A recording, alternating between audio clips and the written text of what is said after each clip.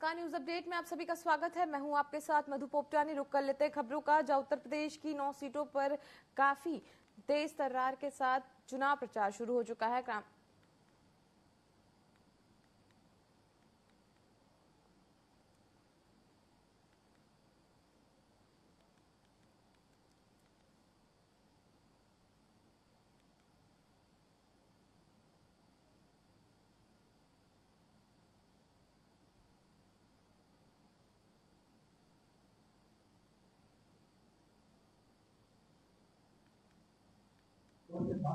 नहीं, ये जन जागरण का कार्यक्रम तो होना ही चाहिए। चुनाव आएंगे, लोगों का जागरण होना ही चाहिए। लोगों को समस्याओं के विषय में, आज की परिस्थितियों के विषय में जब लोग जानेंगे तो उसी आधार पर मतदान करेंगे।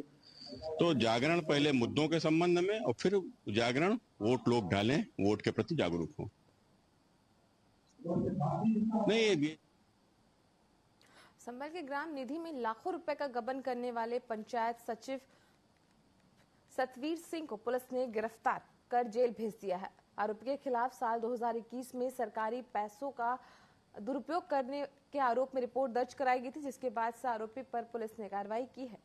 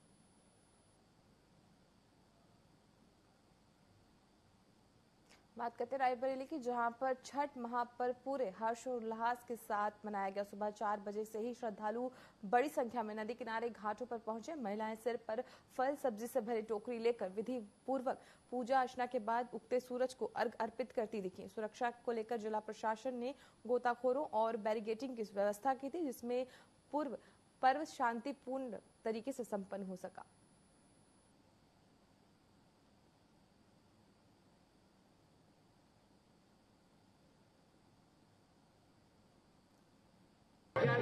मेरा नाम पिंकी है।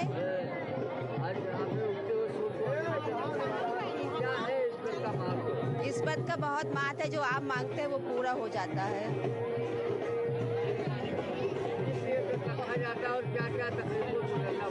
अरे इसमें मतलब बच्चे के लिए व्रत रखते हैं, पति के लिए भी रखते हैं। क्या नाम है आपका? प्रियंका नाम है मेरा। आज आप लोग क्या है इस व्रत का महत्व? इस व्रत का बहुत महत्व है। ये हम लोग निर्जल व्रत रखते हैं। ये 4 दिन का होता है। नहाए खाए खरना छठ पूजा, और इसमें लोग निर्जल व्रत रहते हैं। सुबह शाम अर्घ देते हैं सूर्य भगवान को। शाम को अर्घ दिया जाता है, उन्हें सुबह अर्घ दिया जाता है। क्या नाम है? मेरा नाम पिंकी।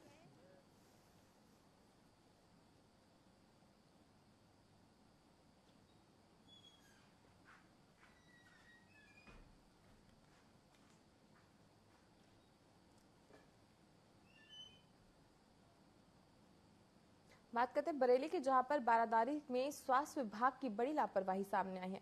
शाहदाना हॉस्पिटल में मालिक खुद को एमडी बताकर मरीजों को गुमराह कर रहे हैं।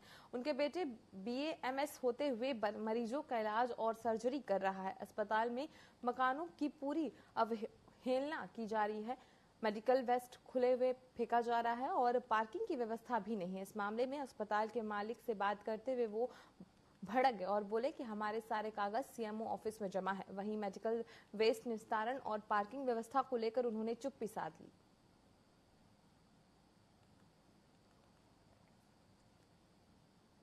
बात करते हैं कानपुर के अकबरपुर थाना क्षेत्र में एक वांछित अपराधी से पुलिस की मुठभेड़ हो गई। खुद को गिराकर देखकर बदमाश ने पुलिस की टीम पर फायरिंग कर दी। वहीं जवाबी फायरिंग में अपराधी के पैर में गोली लग गई, जिसे इलाज के लिए अस्पताल ले जाया गया। वहीं अंधेरे का फायदा उठाकर अपराधी का एक साथी मौके से फरार हो गया। बताया जा रहा है कि अपराधी पर कानपुर नगर समेत देहात और कई मामले दर्ज है। आरोपी पर कानपुर पुलिस ने 25,000 का इनाम भी रखा था। लंबे समय से पुलिस अपराधी मनोज सिंह की तलाश कर रही थी।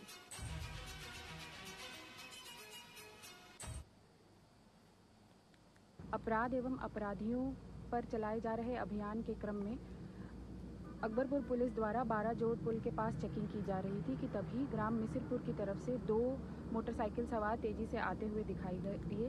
पुलिस द्वारा जब चेकिंग हेतु उन्हें रोकने का प्रयास किया गया तो मोटरसाइकिल सवार द्वारा गाड़ी तेजी से भगाते हुए पुलिस टीम पर फायरिंग की गई, जिससे गाड़ी अनियंत्रित होकर गिर गई। पुलिस टीम द्वारा एक व्यक्ति को घेर कर पकड़ लिया गया। पकड़े गए व्यक्ति ने अपना नाम मनोज सिंह बताया है। बात करते हैं झांसी की, जहां पर पुलिस को बड़ी सफलता मिली है। दरअसल झांसी पुलिस ने हत्या की कोशिश में वांछित युवक को गिरफ्तार कर लिया है। बता दें कि आरोपी पर एक कार सवार पर फायरिंग करने का अपराध था। पुलिस ने इस मामले में पहले ही अपराध दर्ज कर लिया था और आरोपी की तलाश की जा रही थी। वहीं अब गिरफ्तार युवक को जेल भेजने की कार्यवाही शुरू कर दी गई है।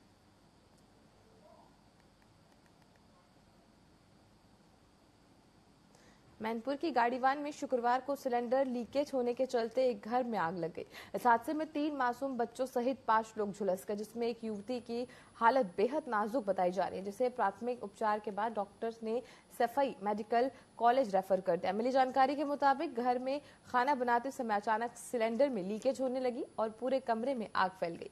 बता दें कि स्थानीय लोगों की मदद से आग पर काबू पाया गया और सभी घायलों का इलाज जारी है।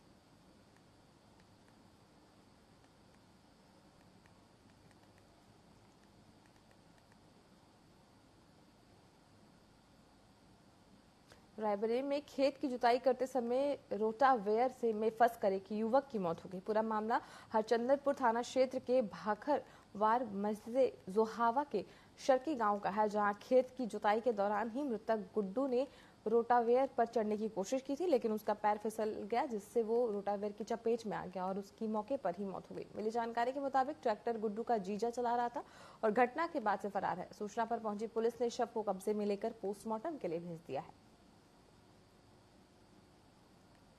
भैया हाँ, छोटे लाल नाम है। क्या हुआ क्या? ये सवेरे ट्रैक्टर चलाने के लिए जोतने के लिए आया, तो थाने को बुला के लेके चलते चलते फिसल गया, अंदर चला गया। फिर बस खत्म हो गया था। मेरे फोन की भैया हमका बचा लो, हम कहा वही कहना मैं गुड्डू भैया बैठ गया। क्या नाम था इनका? गुड्डू नाम था इनका। कितनी उम्र रही होगी लगभग? अरे बहुत ज्यादा, 25 साल की उम्र है, बहुत ज्यादा। रुक करते हैं खबरों का, जहां बुलंदशहर में सेल्समैन की गला रेत कर हत्या करने का मामला सामने आया। बताया जा रहा है कि डिबाई थाना क्षेत्र में जलालपुर में शिशपाल नाम के एक सेल्समैन अपने घर से शराब पार्टी के लिए निकला था, लेकिन वो घर नहीं लौटा। जलालपुर में ईंट के भट्टे के पास उसका शव लहूलुहान हालत में मिला। सूचना के बाद पुलिस की टीम मौके पर पहुंची। पुलिस ने घटनास्थल से चाकू बरामद किया और वहीं शव को पोस्टमार्टम के लिए भेज दिया गया। घटना से परिवार में कोहराम मचा हुआ है।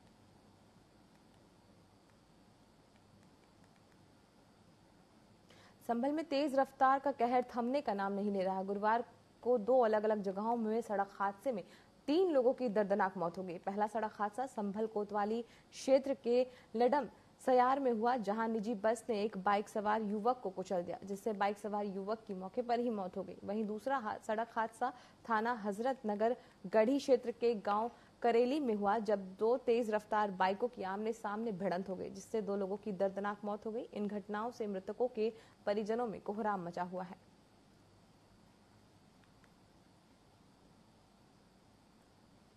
पीलीभीत से एक मामला सामने आया है, जहां एक दुष्कर्म पीड़िता ने जहर खाकर अपनी जान दे दी।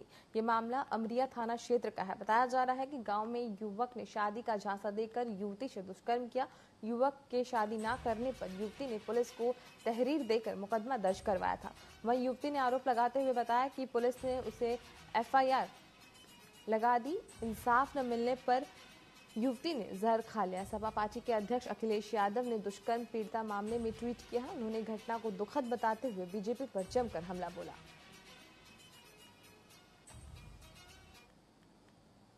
को एक युवती द्वारा विषाक्त पदार्थ का सेवन किए जाने की सूचना प्राप्त हुई थी। सूचना प्राप्त होते ही थाना मरिया की पुलिस के द्वारा उस युवती को जिला अस्पताल में भर्ती कराया गया था। जिला अस्पताल से हार्ट सेंटर को रेफर किए जाने पर इलाज हेतु थाने की स्थानीय पुलिस के साथ उसे भिजवाया गया था। प्रकरण की संपूर्ण जानकारी किए जाने पर यह तथ्य प्रकाश में आया कि उस युवती का कस्बे के ही एक अन्य युवक से प्रेम प्रसंग था, जो पिछले 7 वर्षों से चल रहा था और यह युवक उसका पड़ोसी तथा उसके समुदाय का ही था। उस युवक द्वारा इस युवती से शादी का वादा किया गया था। उस प्रकरण के बाद 2.5 साल पूर्व वह युवक दुबई चला गया था। वहीं उत्तर प्रदेश में 9 सीटों पर होने वाले उपचुनाव को लेकर समाजवादी पार्टी और बीजेपी में काफी जोरदार टक्कर देखी जा रही है। एक तरफ सपा मुखिया अखिलेश यादव 9 सीटों पर अपनी जीत का दमखम दिखा रहे हैं, तो वहीं दूसरी तरफ बीजेपी 9 सीटों पर अपनी प्रचंड बहुमत की तैयारी में लगी हुई है। कानपुर में ब्राह्मण समन्वय समिति की तरफ से सीसामऊ विधानसभा सीट पर जागरूक मतदाता सम्मेलन का कार्यक्रम का आयोजन किया गया। इस कार्यक्रम में मुख्य रूप से कन्नौज के पूर्व सांसद सुभद्र पाठक कानपुर पहुंचे, जहां उन्होंने सपा पर जमकर निशाना साधा। उन्होंने कहा कि पीजीए बांटने की राजनीति करती है और बीजेपी जोड़ने की राजनीति करती है। बीजेपी निष्पक्ष चुनाव लड़ेगी और अपनी जीत दर्ज करेगी। नहीं, ये जन जागरण का कार्यक्रम तो होना ही चाहिए। चुनाव आएंगे, लोगों का जागरण होना ही चाहिए। लोगों को समस्याओं के विषय में, आज की परिस्थितियों के विषय में जब लोग जानेंगे तो उसी आधार पर मतदान करेंगे। तो जागरण पहले मुद्दों के संबंध में और फिर जागरण, वोट लोग डालें, वोट के प्रति जागरूक हों।